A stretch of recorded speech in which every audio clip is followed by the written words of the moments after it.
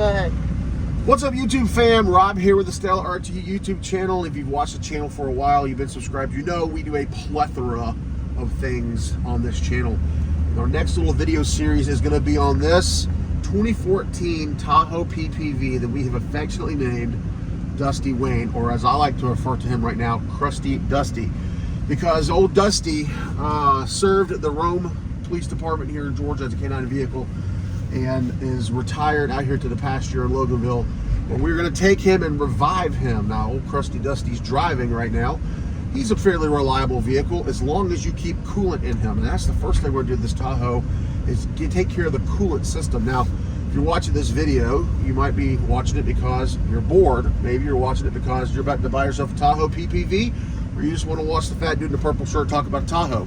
Either way, this video series is going to be going over what it's going to take us to take this 2014 Tahoe PPV, get it to a point where we feel comfortable driving it long haul on trips. Now, we're replacing a vehicle that we currently own, 2008 Escalade, all-wheel drive with the big 6.2 in it, that needs a motor. Now, the Escalade's still running and driving, but it has some sort of a oil pressure problem where it'll run fine one day and the next day it sounds like a hammer smacking on the side of a metal building.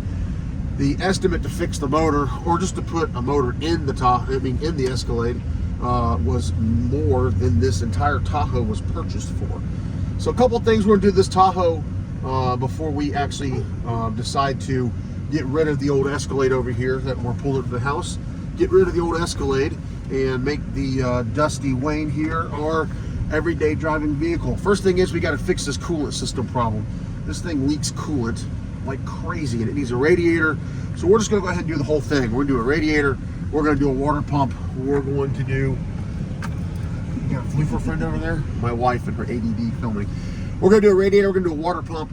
We're going to do a thermostat, upper and lower radiator hoses. I'm sure there's some other things we're going to do that I've missed. We're going to definitely do universal joints. We're definitely going to be doing motor mounts because it needs motor mounts. Currently, it has a AFM DOD disabler on it. It'll probably be going to get a tune done by LS experts out there, which is close to us. So as soon as we get it sorted out where I feel like we can drive it more than 45 minutes to an hour without it giving us some issues, we're going to go through that. Now, there's some other little things like the airbag lights on, the ABS light comes on every now and then.